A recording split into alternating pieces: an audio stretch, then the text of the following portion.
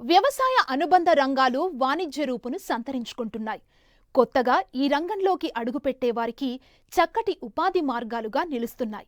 ప్రస్తుతం పశువుల మేత ఖర్చు గణనీయంగా పెరిగిన నేపథ్యంలో దీన్ని అదుపులో ఉంచాల్సిన మార్గాలపై ప్రతి రైతు దృష్టి సారించాల్సిన అవసరం ఉంది. పచ్చి మేత ఎంత సమృద్ధిగా అందించగలిగితే పశుపోషణ అంత లాభాల బాటలో ఉంటుంది. కానీ పశుగ్రాస క్షేత్రాలు తగ్గిపోయాయి. దానాలపై అధికంగా ఆధారపడటం వల్ల పోషణ భారమై ఈ రంగాలకు దూరమవుతున్న వారు అనేకం. ఇలాంటి పరిస్థితుల్లో కారు చీకట్లో కాంతిపుంజంలా వెలుగులోకొచ్చింది అజొల్లా.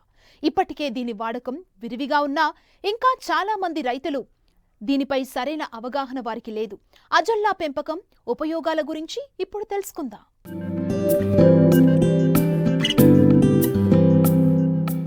గ్రామీణ ప్రాంతాల్లో రైతుకు నిరంతరం ఆదాయాన్నిచ్చే పరిశ్రమగా పాడి పరిశ్రమ విరాజిల్లుతోంది. గతంలో బీడు భూములు అధికంగా ఉండడంతో పచ్చిమేత కొరత ఉండేది కాదు.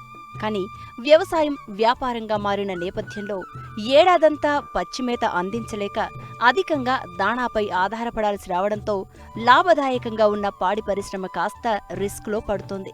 ఈ పరిస్థితుల్లో రైతుకు నిరంతర దిగుబడినిస్తూ అత్యధిక పోషకాలు కలిగిన పచ్చి మేతగా వెలుగొందుతోంది అజొల్లా. ఇది ప్రకృతి రైతుకు ప్రసాదించిన అద్భుత వరంగా పశువైద్య నిపుణులు విశ్లేషిస్తున్నారు. కేవలం పాడి పశువులకే కాదు, కోళ్లు, గొర్రెలు, మేకలు, పందులు, కౌజు పిట్టలు ఇలా అన్నింటి మేత అవసరాలు తీర్చగలగటమే అజొల్లా ప్రత్యేకత. అజొల్లా ఆకు పైతమ్మే భాగంలో నీలి ఆకుపచ్చ నాచు ఆశ్రయించి ఉండడంతో పప్పు ధాన్యాల పంటల్లాగే సహజీవన పద్ధతుల్లో నత్రజనిని స్థిరీకరిస్తుంది. అందువల్ల దశాబ్దాలుగా దీన్ని వరి పైరులో జీవన ఎరువుగా, పచ్చిరొట్ట ఎరువుగా వాడుతున్నారు. వరి పొలాల్లో అజొల్లా పెంచటం వల్ల హెక్టారుకు 30 నుంచి 40 కిలోల నత్రజని సహజ సిద్ధంగా అందుతుందని పరిశోధన ఫలితాలు నిరూపిస్తున్నాయి. అయితే అజొల్లాను పశువులకు కూడా మేపవచ్చని తెలిసిన తర్వాత దీని ప్రాధాన్యత మరింత పెరిగింది. అజొల్లాను పోషకాల గనిగా చెప్పవచ్చు. దీనిలో 25 నుండి 35% ప్రోటీన్లు ఉంటాయి. ఇప్పటివరకు మేలైన గడ్డి జాతులుగా భావిస్తున్న బర్సిమ్, ల్యూసర్డ్, అలసంద మొక్కల కంటే మంచి పోషణ ఇస్తుందని పరిశోధనల్లో వెల్లడైంది. పశువుకు ఇచ్చే దాణాతో పోలిస్తే 2 కిలోల అజొల్లా కిలో దాణాతో సమానమని తేలింది. మరి కిలో దాణాకయ్యే ఖర్చు 20 రూపాయలు. అదే అజొల్లాను 2 కిలోలు ఉత్పత్తి చేయాలంటే కేవలం 2 రూపాయలు మాత్రమే ఖర్చవుతుంది. పైగా అజొల్లాను పశువులకు మేపటం వల్ల 15 నుండి 20% పాల దిగుబడి పెరుగుతున్నట్లు రుజువైంది. తమిళనాడు రాష్ట్రం కన్యాకుమారికి చెందిన సహజ వనరుల అభివృద్ధి సంస్థ నార్డెప్ అజొల్లాపై విస్తృత పరిశోధనలు జరిపింది. దీనిలో అనేక రకాలు ఉన్నప్పటికీ వీరి పరిశోధనల్లో అజొల్లా మైక్రోపిల్లా నుంచి అధిక దిగుబడి వస్తున్నట్లు తేలింది. రైతు స్థాయిలో దీని పెంపకాన్ని అత్యంత సులభంగా చేపట్టవచ్చని గుర్తించారు. నీటిపై తేలియాడుతూ పెరిగే పెర్నుజాతి మొక్క ఇది. చిన్న చిన్న చెరువులు, కుంటల్లో కూడా త్వరగా అభివృద్ధి చెందుతుంది. ఒక్కో మొక్క 2 సెంటీమీటర్ల పొడవు, 2 సెంటీమీటర్ల వెడల్పు పెరుగుతుంది. కాండం అడుగున ఉండే వేరు వ్యవస్థ క్రమంగా పైకి రావడంతో అది నీటిపై తేలియాడుతూ నాచులా కనిపిస్తుంది. సాధారణంగా ఒక పశువుకు రోజుకు 2.5 కిలోల అజొల్లా అవసరమవుతుంది. ఈ లెక్కన 5 పశువులున్న రైతు ప్రతిరోజు 12.5 కిలోల అజొల్లా దిగుబడి వచ్చేలా చూసుకోవాలి. తొట్లలో అజొల్లా పెంచినప్పుడు ఒక చదరపు మీటరుకు 300 నుండి 350 గ్రాముల అజొల్లా ఉత్పత్తవుతుంది. కనుక 12 కిలోల అజొల్లా కావాలంటే 42 చదరపు మీటర్ల విస్తీర్ణంలో రైతు అజొల్లా పెంచాల్సి ఉంటుంది. దారి, మురుగు నీటిపారుదల కోసం మరో 25% అదనపు విస్తీర్ణం కావాల్సి ఉంటుంది. అజొల్లా పెంపకం చేపట్టాలనుకునే రైతులు తొట్లను తయారు చేసుకునేటప్పుడు సరైన కొలతలను పాటించాలి. వారం 10 రోజుల్లోనే పెరిగే ఈ అజొల్లా కేవలం పశువులకే కాకుండా కోళ్లకు, చేపలకు కూడా వేసి దానా ఖర్చులను తగ్గించుకోవచ్చు.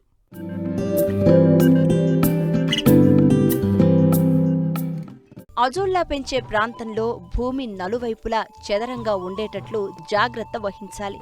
పెంపకానికి 10 సెంటీమీటర్ల లోతు, 2.25 మీటర్ల పొడవు, 1.5 మీటర్ల వెడల్పున్న తొట్లు అవసరం.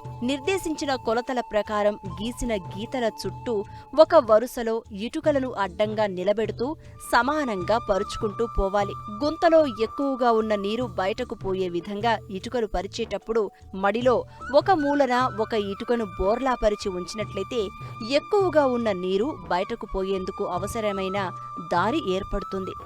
ఇటుకలే కాకుండా రైతులు తమకు అందుబాటులో ఉన్న వేటితోనైనా గోడ నిర్మాణం చేపట్టవచ్చు. ఈ విధంగా తయారు చేసుకున్న మడిలో కప్పటానికి 2.5 మీటర్ల పొడవు, 1.75 మీటర్ల వెడల్పు, 150 GSM మందంగల పాలిథిన్ షీట్ ఉపయోగించాలి. షీట్ చివరి అంచులు ఇటుకలపైకి వచ్చేటట్లు చూసి గాలికి లేవకుండా బరువు కప్పాలి. ఇప్పుడు చూస్తే ఇది తొట్టిలాగా కనబడుతుంది. తొట్టి లోతు 10 సెంటీమీటర్లకు మించకూడదు. 30 నుండి 35 కిలోల సారవంతమైన మట్టిని జల్లెడపట్టి మెత్తని షీట్ మీద సమంగా పరవాలి. ఒక చదరపు మీటరుకు 10 నుండి 15 కిలోల మట్టి ఉండేటట్లు చూసుకోవాలి. ఎరువు కోసం 4 నుంచి 5 కిలోల పేడ తీసుకుని 15 నుంచి 20 లీటర్ల నీటిలో కలపాలి. దీన్ని బాగా కలిపి తొట్టిలో నలువైపులా పోయాలి. తొట్టిలో వేసిన మట్టి సారవంతమైనదైతే పోషకాల సమస్య ఉండదు. లేని పక్షంలో 10 కిలోల రాక్ ఫాస్ఫేట్, 1.5 కిలోల మెగ్నీషియం సల్ఫేట్, 250 నుండి 500 గ్రాముల మ్యూరేట్ ఆఫ్ పొటాష్ కలిపి ఈ మిశ్రమాన్ని పక్కన పెట్టుకోవాలి. 1 కిలో పేడలో 5 లీటర్ల నీరు పోసి కలిపి దీనిలో ఇంతకుముందు తయారు చేసుకున్న పోషక మిశ్రమాన్ని 40 గ్రాములు వేసి దీన్ని తొట్టిలో పోయాలి. అజొల్లా సక్రమంగా పెరగాలంటే సూక్ష్మ పోషకాలను కూడా అందించాల్సి ఉంటుంది. దీనికోసం మనం పశువుల దాణాలో వాడే మినరల్ మిక్చర్ పేడతో కలిపి తొట్టెలో సమంగా పడేటట్లు చల్లాలి. ఇవన్నీ వేసిన తర్వాత తొట్టెలో 7 నుండి 10 సెంటీమీటర్ల నీటి మట్టం ఉండేటట్లు నీటితో నింపాలి. బెడ్లో మట్టిని, నీటిని బాగా కలియతిప్పాలి. ఇక తొట్టి తయారైనట్లే. 1 నుండి 1.5 కిలోల తాజా మూల విత్తనాన్ని తీసుకుని తొట్టంతా సమంగా పడేటట్లు వెదజల్లాలి. తర్వాత మంచినీరు కొద్ది కొద్దిగా చిలకరిస్తే తిరగబడిన మొక్కలు తిరిగి పైకి తేలుతాయి.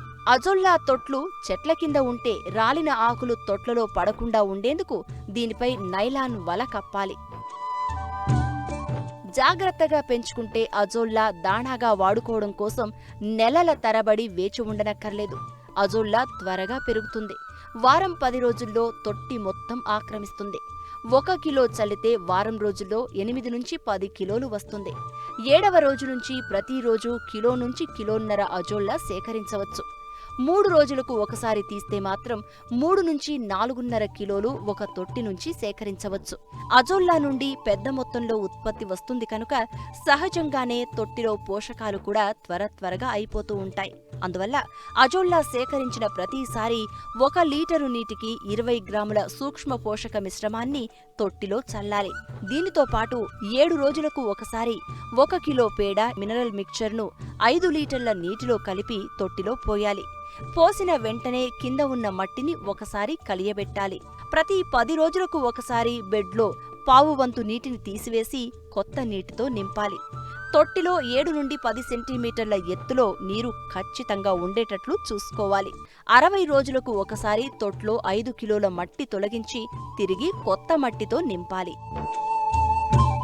అజొల్లాను మేపేటప్పుడు పశువులకు అలవాటయ్యే విధంగా శుభ్రంగా కడిగిన తాజా అజొల్లాను 1:1లో పశుధాణాలో కలిపి వాడవచ్చు. సాధారణంగా పశువుల్లో ప్రతి 5 లీటర్ల పాలుత్పత్తికి 2 కిలోల దాణా వాడుతూ ఉంటాం. అజొల్లాను 2 కిలోలు ఇచ్చినట్లయితే 1 కిలో దాణా వాడకం తగ్గుతుంది. అంటే నెలకు 600 రూపాయల దాణా ఖర్చు తగ్గుతుంది. పైగా 20% పాల దిగుబడి పెరుగుతుంది.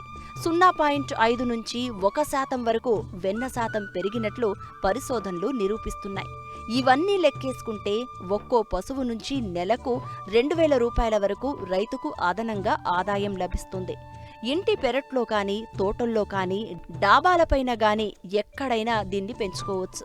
కాకపోతే సూర్యరశ్మి నేరుగా బెడ్లపై పడకుండా పాక్షికంగా నీడ ఉండేటట్లు జాగ్రత్త వహించాలి. అజొల్లా వాడడం వల్ల కోడి మాంసం ఉత్పత్తి పెరిగింది. గుడ్డు నాణ్యత మెరుగైంది. గ్రాస్ కార్ప్ వంటి గడ్డి తినే చేపలు అజోల్లాను ఇష్టంగా తింటాయి. ఎప్పటికప్పుడు తినేస్తూ ఉంటాయి కనుక చెరువుల్లో అజోల్లా వృద్ధయ్యే అవకాశాలు తక్కువ. అందువల్ల వేరుగా పెంచుకుని మిగిలిన దాణాలాగే అవసరాన్ని బట్టి ఇస్తూ ఉండాలి. మీరు కూడా అజోల్లా పెంచాలి అనుకుంటున్నారా? అయితే అజోల్లా మదర్ కల్చర్ కోసం మీ జిల్లాలోని కృషి విజ్ఞాన కేంద్రం వారిని కానీ పశు వైద్యులను కానీ సంప్రదించవచ్చు.